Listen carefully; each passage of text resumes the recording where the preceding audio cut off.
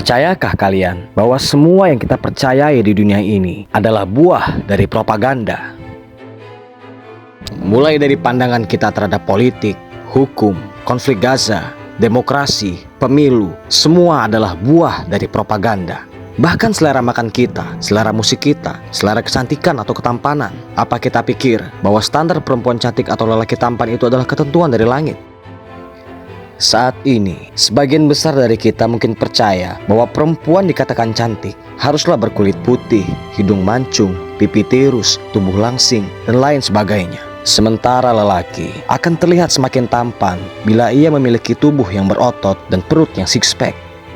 Namun sejumlah informasi mengatakan bahwa di Persia di abad ke-19, perempuan dikatakan cantik jika ia bertubuh gendut dan berkumis tipis. Lalu, standar mana yang benar terkait standar kecantikan dan ketampanan saat ini? Adakah pengaruh iklan sabun kecantikan atau bahkan sinetron? Gue tahu lu gak suka sama Kinara. Atau drama Korea yang sering kita tonton? Sudahkah kita mendalami kebenaran informasi terkait semua itu? Atau kita hanya menjadi korban dari sebuah propaganda?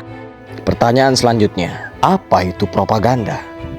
Menurut Onong Uyana Effendi, propaganda adalah sebuah bentuk komunikasi secara terencana, sistematis, dan berulang agar mempengaruhi seseorang, khalayak, atau bangsa agar mereka melakukan kegiatan tertentu dengan kesadarannya sendiri tanpa paksaan ataupun dipaksa. Dari definisi ini, kita tidak menemukan artian yang negatif ataupun positif. Propaganda adalah suatu cara, bergantung cara itu digunakan untuk tujuan yang baik ataupun buruk, benar ataupun salah. Dikutip dari sebuah buku berjudul Memahami Propaganda, Metode, Praktik, dan Analisis, karya Alip Yok Kunandar. Propaganda dibagi menjadi beberapa jenis berdasarkan aspek penyebarannya. Yang pertama, white propaganda atau propaganda putih. Ini adalah propaganda yang sumbernya jelas, terbuka, dan bersifat jujur. Contohnya adalah pesan tentang kebijakan pemerintah yang disampaikan melalui media massa. Yang kedua, black propaganda atau propaganda hitam. Propaganda ini diterapkan dengan cara menyebarluaskan pesan atau informasi palsu dengan cara merendahkan musuh. Biasanya, propaganda ini dilakukan hanya untuk kepentingan orang-orang tertentu. Dan yang ketiga, grey propaganda atau propaganda abu-abu. Ini adalah jenis propaganda yang berasal dari sumber netral, padahal berpihak kepada musuh. Ada banyak sekali jenis-jenis propaganda serta media-media yang digunakannya. Dan salah satu media yang marak digunakan adalah karya seni. Dan inilah salah satu media utama yang digunakan oleh negara-negara maju untuk mempropagandakan kebudayaannya. Mari kita ambil salah satu contoh fenomena yang sedang tren saat ini, yakni pada Korea Selatan. Tanyailah generasi muda kita tentang bagaimana mereka mengenal Korea Selatan. Pasti sebagian besar mengenalnya melalui karya seninya, entah itu pada K-pop, Korea drama. Namun, sebelum kita beranjak lebih jauh, menarik untuk ditanyakan, mengapa melalui jalur seni?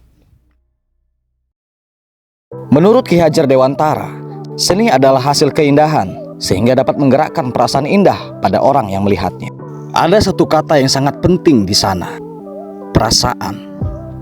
Manusia dikaruniai Tuhan dengan perasaan. Manusia memiliki empati, yang mana jika hal itu bisa dikuasai, maka propaganda akan mudah dilancarkan.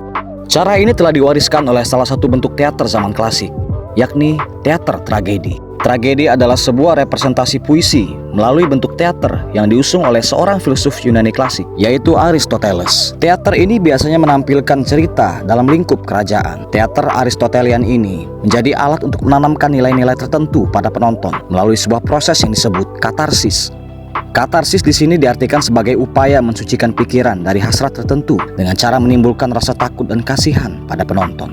Seiring berjalannya waktu, teknik manipulasi empati ini terus diterapkan hingga sekarang dengan berbagai penyesuaian. Untuk mengetahui bagaimana cara kerjanya, kita ambil contoh dalam film terkenal berjudul Joker yang rilis tahun 2019. Sulit mengatakan bahwa film ini bukanlah karya seni yang berkualitas. Terbukti, pemeran utama film ini, Joaquin Phoenix, menjadi pemenang Academy Award tahun 2020 dalam kategori aktor utama terbaik. Film ini menceritakan tentang seorang pria bernama Arthur Fleck. Arthur adalah warga miskin yang bekerja sebagai badut jalanan. Ia tinggal bersama ibunya yang sakit-sakitan. Kehidupan mereka sangat menderita. Di samping sulitnya mencari nafkah, Arthur kerap diperlakukan buruk oleh masyarakat. Ia dianggap sampah dan selalu mendapat olok-olokan. bahkan kekerasan. Disinilah bisa kita lihat Joaquin Phoenix menunjukkan kualitasnya dalam berakting. Ia benar-benar mendalami karakternya. Ia mampu membuat penonton benar-benar ikut merasakan apa yang karakter rasakan. Ketika Arthur bersedih, penonton ikut bersedih. Ketika Arthur menangis, penonton ikut menangis. Ketika Arthur marah terhadap ketidakadilan, penonton membelanya untuk melawan ketidakadilan. Disinilah perasaan penonton telah berhasil ia genggam. Penonton sudah berpihak kepada Arthur. Sampai sini, apapun yang dilakukan oleh sang karakter akan diterima oleh penonton. Misalnya, dalam film itu, Arthur telah melakukan pembunuhan kejam kepada beberapa orang. Dan lihatlah apa yang terjadi. Mungkin tidak semua, tapi sebagian besar penonton menjadi tidak begitu risih dengan tindak kejahatan itu. Bahkan mungkin ada yang mewajarkannya, menganggap bahwa itu semua merupakan keadilan yang sebenarnya. Toh, selama ini Arthur sudah banyak menderita karena orang-orang itu.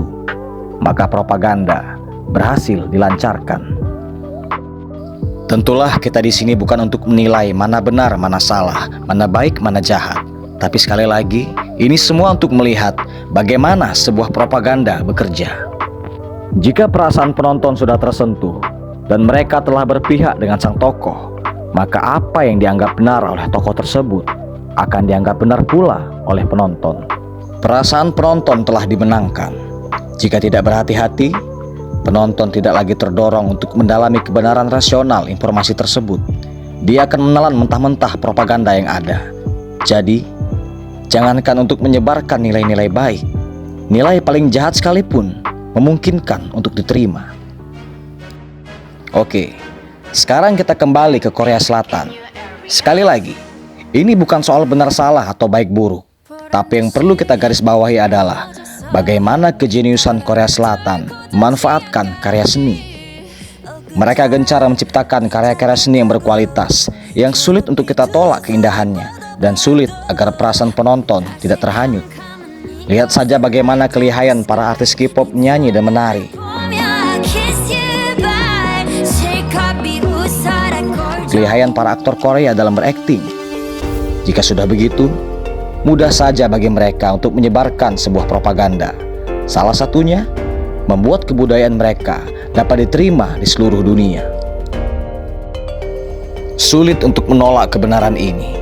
Tapi lihat saja buktinya sekarang. Budaya Korea menjadi tren dunia, bahkan di Indonesia. Masyarakat kita menyukai hal-hal yang berbau Korea, dan dampaknya besar sekali. Contoh yang paling simpel, perekonomian Korea sekarang maju pesat. Turis-turis asing makin banyak mendatangi Korea Selatan, dan lain sebagainya. Fenomena ini tentu bisa dinilai dari beragam sisi. Tapi yang jelas, harus kita akui bahwa upaya propaganda Korea Selatan ini adalah upaya jenius dan patut kita tiru.